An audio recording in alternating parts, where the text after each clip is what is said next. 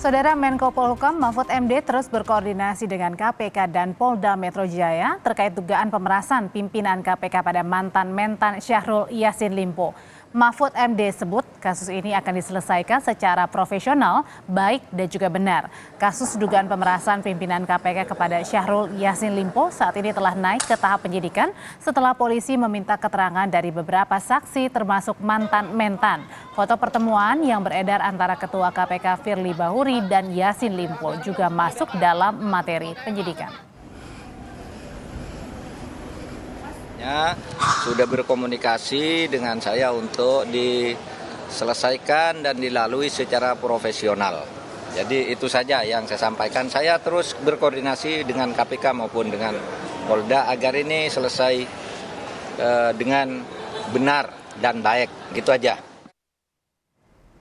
Sementara menurut Wakil Ketua Komisi 3 DPR Ahmad Sahroni, saat ada pimpinan lembaga yang berurusan dengan hukum, maka pihak yang dapat memutuskan penonaktifan adalah Presiden. Sementara itu, untuk institusi yang menangani kasusnya bisa memberikan rekomendasi. Jika pemimpin KPK benar terseret dalam kasus yang ditangani Polri, maka Polri bisa memberikan rekomendasi kepada Presiden dan kemudian pilihan penonaktifan dikembalikan kepada Presiden. Terkait dengan isu penonaktifkan Ketua KPK, saya rasa yang lebih kompeten adalah dari pihak institusi penegakan hukum yang berperkara. Misalnya polisi memberikan rekomendasi kepada Bapak Presiden untuk melaporkan hal terkait berperkara apa yang dimaksud. Jadi terkait yang seperti ini adalah institusi langsung kepada pemimpin negara. Polda Metro Jaya telah memeriksa 6 saksi kasus dugaan Ketua KPK Firly Bahuri peras Mentan. 2 diantaranya saksi tersebut yakni Syahrul Yassin Limpo dan Kapolrestabes Semarang. Lalu seperti apa pengusutan kasus ini oleh polisi? Kami bahas sore ini bersama dengan Komisioner Kompolnas Yusuf Warshim dan Direktur Eksekutif Lingkar Madani Ray Rangkuti. Sore Bapak-Bapak. Sore. Selamat sore Audrey. Saya mau ke Pak Yusuf terlebih dahulu. Pak Yusuf, jadi apakah perlu nih Polri segera panggil Pak Firly? Baik, terima kasih. Kompolnas sendiri tentu dalam hal ini memandang Polri dan KPK itu sama-sama aparat penegak hukum. Dia sederajat dan setara. Di antara salah satunya tidak ada yang superior. Kompolnas tentu menghormati apa yang menjadi kewenangan KPK. Persoalan ini para koruptor itu jangan sampai tertawa. Batasan tindak pidana korupsi tetap kita dukung dan kita dorong. Kapan KPK itu menetapkan seseorang menjadi tersangka, dilakukan penyelidikan dan penyidikan, tentu sepenuhnya itu menjadi kewenangan KPK. Soal ada pengaduan masyarakat di Polri, tentu semuanya itu diproses dan Kompolnas sebagai pengawas akan melakukan pemantauan. Hanya yang terus kami dorong agar penanganan pengaduan masyarakat dugaan pemerasan, saya menyebutnya oleh oknum KPK ini, benar-benar dilakukan secara profesional dan transparan. Profesionalnya dan itu kan Polda Metro Jaya. Kalau memandang kesetaraan dan kesederajatan Polri dan KPK, ya hemat saya sih mestinya itu di Bareskrim ya, atau setidaknya ada supervisi Bareskrim lah terkait dengan penanganan itu agar benar-benar profesional, agar benar-benar sekali lagi profesional, bukti-bukti materialnya benar-benar kuat. Kalau memang itu telah ditingkatkan menjadi penyidikan dan tidak tertutup, termasuk dengan bukti foto ya. Koordinasi. Ya, koordinasi dan sinergi itu perlu, kan Pak Menko sudah melakukan itu agar semuanya itu tidak ada hambatan-hambatan. Kalau itu bisa dikoordinasikan. Itu. Oke, baik, saya ke Bang Ray. Bang Ray, seberapa yakin nih bahwa profesionalitas dari Polri ini bisa kemudian benar-benar terlihat pada saat penanganan ini? Katanya tadi kan Pak Yusuf bilang ini sama-sama setara KPK dan juga Polri. Iya, kita tunggu dalam 1 minggu inilah ya. Karena kedua-duanya kan sudah dalam proses penyidikan ya. Baik yang ditangani oleh KPK maupun yang ditangani oleh kepolisian gitu. Dan dua-duanya sampai saat ini belum ada yang dinyatakan tersangka, baik oleh KPK maupun oleh kepolisian gitu. Padahal prosesnya udah ke penyidikan. Kita tunggu dalam 1 minggu ini. Saya kira kalau dalam 1 minggu ini belum ada juga yang disebut sebagai tersangka dalam peristiwa ini kan ada 2 peristiwa ya. Satu peristiwa yang berhubungan dengan suap, korupsi macam-macam, dan satunya lagi yang berhubungan dengan dugaan adanya penyuapan dan seterusnya itu gitu. Nah kita tinggal lihat dalam 1 minggu ini, kalau nggak ada progresnya begini-begini aja, ya tentu wajar kalau kita sentil presiden. Bang Ini Red, bagaimana dua lembaga di dalam ranah presiden kok sama-sama seperti terhenti gitu di dalam proses penyidikan, nggak ada yang berani menetapkan satu pun ya sebagai tersangka dan seterusnya gitu. Bang Red, Padahal tapi perlu nggak sih kita lihat dinonaktifkan sementara misalnya pimpinan KPK yang diduga memeras dan juga ada keterlibatan salah satunya Kapolrestabes Semarang yang beberapa waktu lalu juga diperiksa sebagai saksi? Iya, saya kira kalau pendekatannya struktural hukum pasti ada orang mengatakan belum gitu. Itu pendekatan sih. Tapi saya kira Pak Firly bisa juga berkaca dari Syahrul Yassin Limpo ya. Ya. Beliau kan juga belum ditetapkan sebagai tersangka. Tapi karena rumahnya sudah digeledah gitu ya, dan sebagainya, beliau dengan inisiatif sendiri menyatakan mundur dari dari jabatan menteri. Nah, kalau Pak Firly harga dirinya istilahnya gitu Jadi ya, maksudnya moralitasnya, etik. Bang Ray Jauh merekomendasikan lebih tinggi untuk dari- mundur gitu? Iya, itu maksud saya. Kalau Pak Firly moralitasnya, etiknya, apalagi beliau di KPK itu ya standar moralnya lebih tinggi atau sama dengan SEL, ya beliau sendiri yang menyatakan mundur karena posisinya kan ini sama-sama sudah dalam proses penyidikan gitu.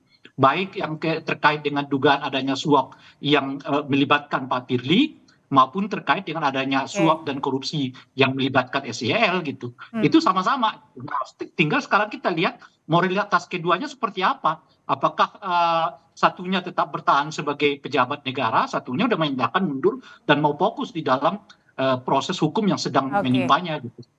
Pak Yusuf, ini kan beberapa saksi saat ini sedang menjalani pemeriksaan. Salah satunya ada Kapolrestabes Semarang. Apa rekomendasi yang bisa diberikan Kompolnas mengenai Kapolrestabes Semarang yang diperiksa sebagai saksi dugaan pemerasan pimpinan KPK ini? Kami sendiri sampai saat ini terus meminta informasi, klarifikasi soal benar atau tidaknya sudah ditingkatkan ke tahap penyidikan. Kalau sudah ditingkatkan ke tahap penyidikan kan berarti unsur pidananya sudah ada, tinggal dicari siapa pelakunya. Ini yang sedang kami terus lakukan pemantauan. Kalau ada pihak-pihak yang itu dimintai keterangan, katakanlah itu setingkat pimpinan Kapolrestabes, tentu kami juga berkoordinasi dengan Divisi Propam Polri. Karena kan itu yang dianggap Kapolrestabes Semarang itu kan perwira menengah paling tinggi, berpangkat komisaris besar. Tentu pendekatan secara etik perlu dikelirkan dulu lah gitu. Kalau tiba-tiba dipanggil sebagai saksi, nah di sini kita lihat profesionalismenya harus benar-benar kuat, sehingga ketika sudah dinaikkan ke tingkat penyidikan ya berarti nanti jangan sampai tiba-tiba dihentikan walaupun itu secara hukum penghentian penyidikan itu. Berarti ujian juga ya bagi Polri ya, Ini Pak Yusuf? Ya, ini yang tidak kita inginkan. Ini yang tidak kita inginkan, profesional dan tuntas. Kalau memang bukti materialnya tidak cukup, ternyata itu persoalan etik, ya KPK sendiri punya dewan pengawas yang kewenangannya sangat kuat untuk memastikan seseorang itu bisa diberhentikan atau tidak di pimpinan KPK itu sudah kuat. Tapi itu wilayah KPK tidak ingin kita campuri.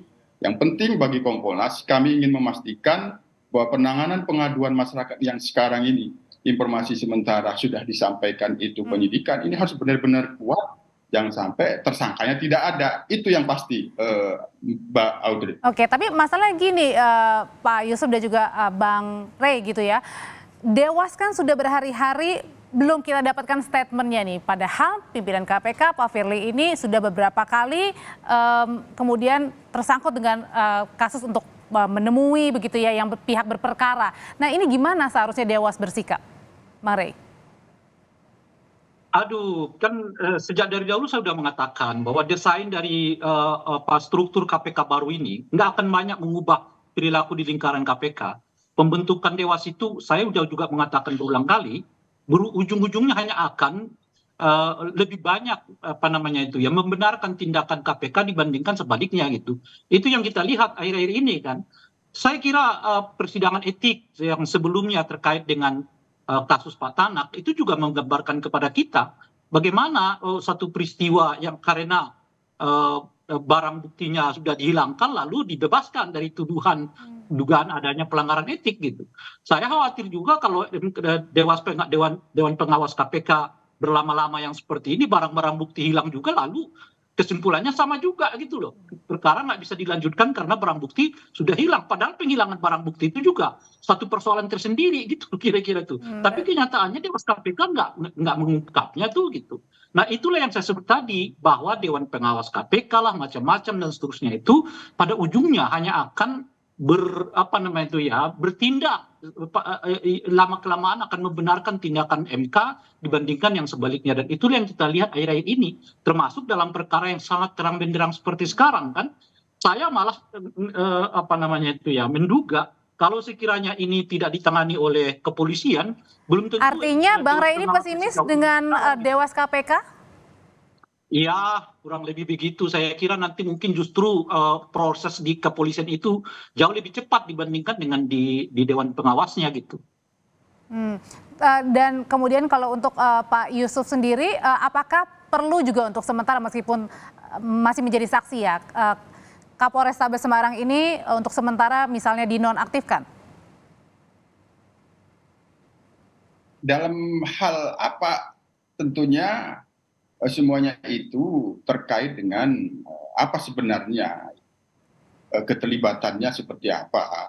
Makanya dalam hal ketika dimintain sebagai saksi, apakah itu undangan klarifikasi, tentu perlu dikoordinasikan dengan pihak Divisi Propam agar SOP, termasuk SOP penanganan tindak pidananya benar-benar sesuai dengan SOP standar etika profesi, sehingga di situ nanti akan terlihat ini dipanggil atau diundang apakah ada persoalan etiknya dulu pasti yang kelihatan gitu. Kalau itu kalau itu ada keterlibatan itu pasti persoalan etiknya dulu yang terlihat, baru unsur pidananya di kemudian hari. Oleh karena itulah kami menyarankan agar sekiranya ini menjadi arahan Divisi Propam Mabes Polri, karena yang disebut-sebut dugaan Kapolres Tabes Semarang itu adalah perwira menengah yang paling atas. Jadi ya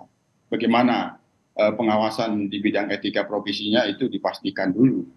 Kok tiba-tiba sudah diperiksa-periksa agar benar-benar profesional dilakukan agar tidak menjadi hambatan-hambatan untuk memastikan yang sudah dalam tahap penyidikan ini. Beberapa saksi kan sudah diperiksa, tapi yang belum diperiksa adalah terduganya nih. Apakah perlu diperiksa sesegera mungkin, Pak Yusuf? Gimana? Putus-putus? Iya, ada beberapa saksi yang sudah diperiksa, tapi terduganya ini belum diperiksa alias pimpinan KPK Pak Firly. Apakah perlu diperiksa sesegera mungkin di Polda? Ya itu kan kadang-kadang menjadi bagian dari strategi penyidikan ya. Menjadi penyidikan tidak bisa dipastikan misalnya yang dilaporkan terus langsung diperiksa. Semuanya itu tergantung bukti-bukti material yang sudah dikumpulkan oleh penyidik, yang pasti sekarang sudah disampaikan, direkomendasikan dalam gelar perkara naik sidik, maka bukti-bukti materialnya ini harus mendukung ketika yang ingin dijadikan seseorang yang patut diduga sebagai tersangka itu akan diperiksa, tentu didukung oleh bukti-bukti material. Kapan, besok, itu semuanya sepenuhnya dalam kewenangan penyidik, Audrey. Kompolnas yang perlu dalam hal ini SOP-nya itu harus betul-betul terpenuhi gitu. Itu menjadikan profesional. Bung Yusuf ya, mohon maaf ya. Di luar hukum dalam kasus ini benar-benar terjaga gitu. Ya. Kita dengarkan dulu apa, gitu. Pak Yusuf, coba Bang Rey. Silakan Bang. Saya boleh tanya ya Bung Yusuf, karena dari tadi saya merasa mendengar Bung Yusuf ini seperti meragukan proses yang setengah berjalan di kepolisian ini gitu loh. Ini makanya saya tanya sekarang, karena notasinya terdengar ini seperti Bung Yusuf meragukan proses yang terjadi di kepolisian ini gitu. Ragu ini maksudnya jadinya nggak transparan gitu? Bukan, lebih pada aspek kayaknya bayangan bacaan saya dari pernyataan Bung Yusuf itu, polisi ini seperti tidak kuat nih barang bukti gitu loh, masuk ke tahap penyidikan itu gitu. Benar nggak ya dugaan saya itu, Bung Yusuf? Itulah menjadi tanggung jawab Kompolnas sebagai pengawas fungsional. Kami ingin memastikan penanganan kasus itu harus profesional. Profesional itu di dalamnya ya benar-benar perkara itu akan menjadi terang. Itu yang kami tidak inginkan. Sekarang yang dikatakan itu menjadi penyidikan, tapi tersangkanya tidak bisa ditentukan. Yang dikhawatirkan Bung Rey tadi akan berlama-lama. Itu yang ingin kami tidak pastikan. Tapi kan naik ke penyidikan bukannya harusnya sudah punya alat bukti yang cukup, Pak Yusuf? Kalau itu terkait dengan bagaimana buktinya itu cukup atau tidak, itu tentu kan dalam kewenangan penyidikan. Tidak bisa kita sampaikan dalam forum seperti ini. Tapi sekali lagi, itu segera dipastikan pekerjaan ini tuntas, sudah dinaikkan penyidikan, maka ya tersangkanya tinggal dituju kepada siapa. Itu yang tidak boleh terhalang. Kalau memang ada hambatan-hambatan perlu koordinasi dan sinergi, itu perlu dilakukan. Tapi sekali lagi, Audrey, koordinasi, sinergi, jangan sampai menghambat kewenangan di antaranya. Kasus korupsi yang ada di KPK berjalan, yang di sini tetap berjalan. Karena ada juga ya yang harus dibedakan ya dan harus diusut. Saya kembali ke Bang Rey. Bang Rey, ini kan terduganya Pak Firly ini membantah ya bahwa terlibat, kemudian foto-fotonya itu juga bukan pada saat pengusutan kasus, dan bahkan kabarnya juga sesaat lagi Pak Firly juga akan mengadakan konferensi pers. Apa yang dibaca dari tindakan yang dilakukan Pak Firly ini, Bang Rey? Iya, biasalah, semua orang juga akan mengatakan hal-hal yang berbalik dari apa yang sedang disangkakan gitu ya, bahwa foto itu sudah dibuat sejak bulan Mei, sementara kasusnya baru dilakukan proses penyelidikan di awal Januari gitu. Itu saya kira kalau udah sampai ke penyidikan, kepolisian juga nggak akan semena-mena itu melakukannya gitu ya. Artinya ya tinggal uji aja foto itu benar nggak di bulan Mei gitu ya. Kemudian kasus itu benar nggak dimulai sejak awal Januari, proses penyelidikannya dan seterusnya itu gitu. Itu soal cross check aja sih sebenarnya, itu persoalan yang sangat mudah diungkap oleh kepolisian ya gitu. Sehingga kalau betul apa yang disebutkan oleh Pak Firly itu, ya tentu ke proses penyidikan itu juga menurut saya ya tidak bisa secepat seperti sekarang kan. Ini kan cepat sekali tuh dari penyidikan prosesnya gitu. Nah, oleh karena itu ya kita biarkan saja apapun yang mau disampaikan oleh Pak Firly, dan tentu saja penyampaian itu ya akan dibuktikan nanti oleh pihak kepolisian apakah itu benar apa tidak. Soal foto misalnya itu bulan Mei bahwa terjadi di tempat umum, yang gini-ginian sih mau di tempat umum mau di tempat sepi bisa aja gitu, itu nggak ada masalah gitu. Ya tetap soal bisik-bisik aja di tempat umum juga, kalau bisik-bisik kan kejadian juga gitu. Ujian untuk pengungkapan kasus dugaan pemerasan pimpinan KPK kepada mantan-mentan ini harus diusut secara profesional, itu kata Menko Polhukam Mahfud MD. Terima kasih Bang Rey Rangkuti, terima kasih Pak Yusuf Warsim, sehat selalu semuanya. Setelah ini saudara, kami kembali dengan informasi.